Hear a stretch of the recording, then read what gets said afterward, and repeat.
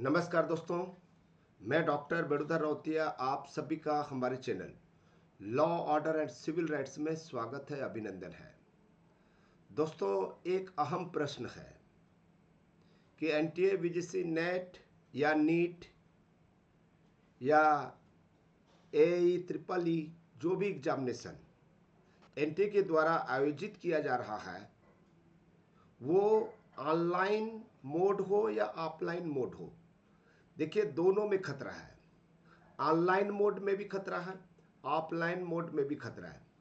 खतरा तो हर जगह है, लेकिन आज हम चर्चा करेंगे वीजीसी नेट पेपर लीक कंप्यूटर की बजाय पेन पेपर मोड में क्यों कराई गई परीक्षा। वीजीसी नेट को लेकर कटघरे में एनटीए उठे कई सवाल।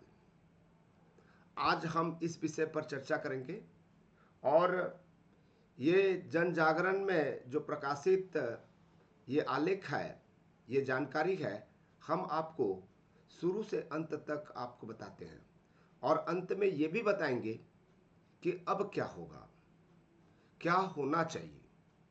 ठीक है, ताकि छात्र हित में बहुत अच्छा सा निर्णय लिया जा सके।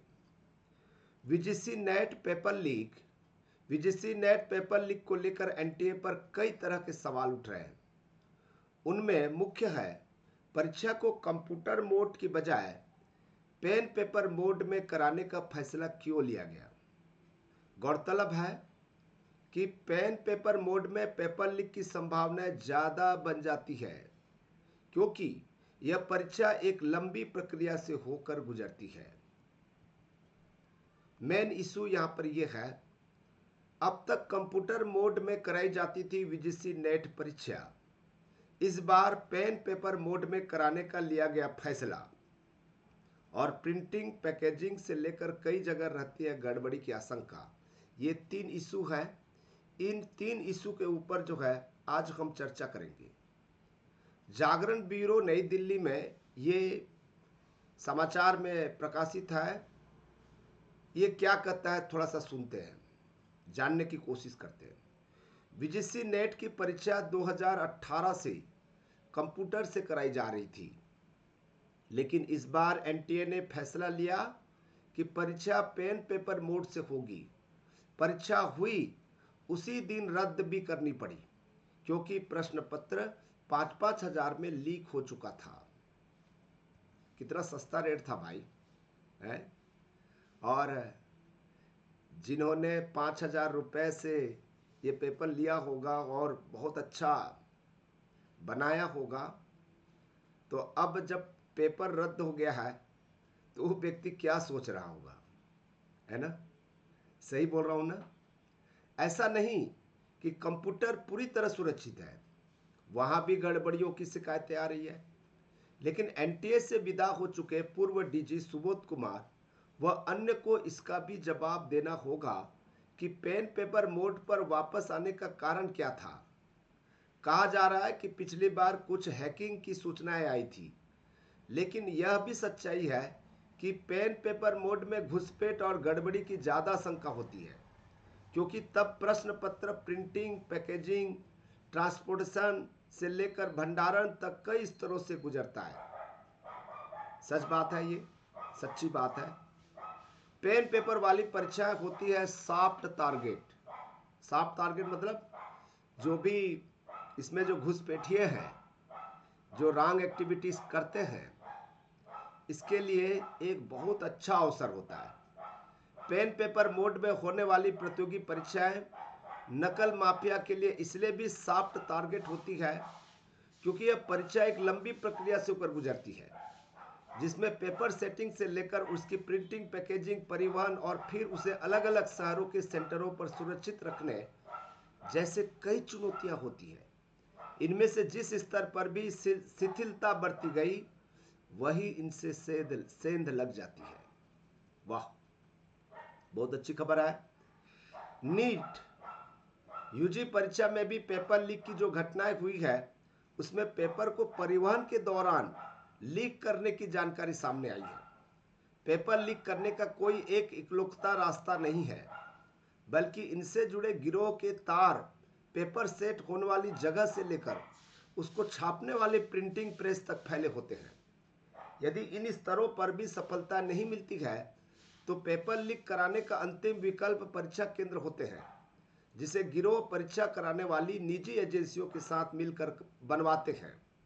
परीक्षा केंद्रों पर पेपर परीक्षा शुरू होने से 3 घंटे पहले पहुंच जाता है। वाह, क्या बात है। कंप्यूटर आधारित परीक्षाओं में सेंध लगाना कठिन।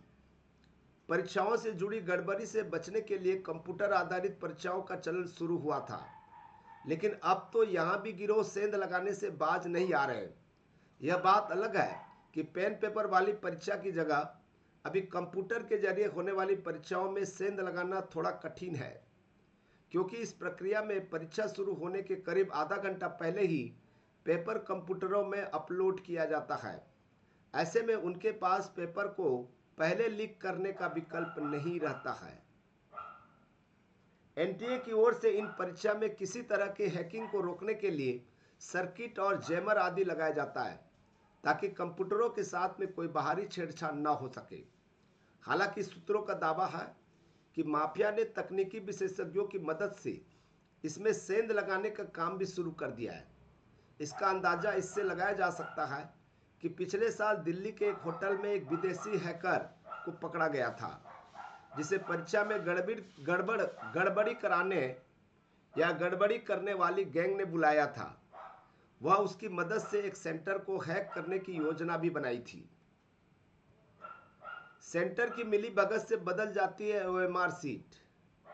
परीक्षा कराने वाली निजी एजेंसी से जुड़े एक पूर्व अधिकारी बताया कि पेन पेपर वाली परीक्षा में गड़बड़ियों का एक और रास्ता होता है। वह ओएमआर सीट होती है, जिसे परीक्षा के बाद में बदल दिया जाता है। इस पूरी गड़बड़ी को बहुत ही होशियारी से अंजाम दिया जाता है, जिसमें छात्र को परीक्षा के दौरान एक डुप्लीकेट ओएमआर सीट दी जाती है, जिसे वह परीक्षा के दौरान दिखाने के लिए भरता रहता है, जबकि उसकी ओरिजिनल सीट को केंद्र में एक जगह पर बैठकर कोई दूसरा भरता है। अंतिम समय में डुप्लीकेट सीट को निकालकर ओरिजिनल सीट को जमा कर दिया जाता है। यह खेल भी केंद्रों पर मिली भगत से अंजाम दिया जाता है। वाह, कितने तरकीब है भाई। अब मेरा प्रश्न है कि अब क्या होगा।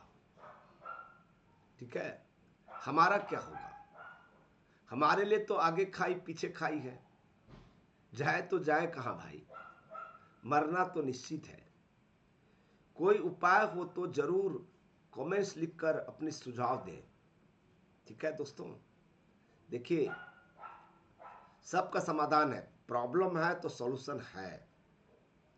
आप अभी ऑफलाइन मोड में परीक्षा लिए, इसके पहले ऑनलाइन मोड में परीक्षाएं होती थी, लेकिन किसी सेंटर में हुआ हो, वो दोबारा एग्जामिनेशन हुआ है वहां, लेकिन अन्य सेंटरों की परीक्षा का रिजल्ट सफलतापूर्वक आया, तो अब की जो एग्जामिनेशन होगी, जो मैंने टारगेट रखा है 25 जुलाई 2024, इस समाचार से आपको समझ में आ गया होगा कि कौन सा ठीक है, ऑनलाइन मोड या ऑफलाइन मोड। ऑफलाइन मोड में होगा तो भी प्रॉब्लम है, ऑनलाइन मोड में होगा तब भी प्रॉब्लम है।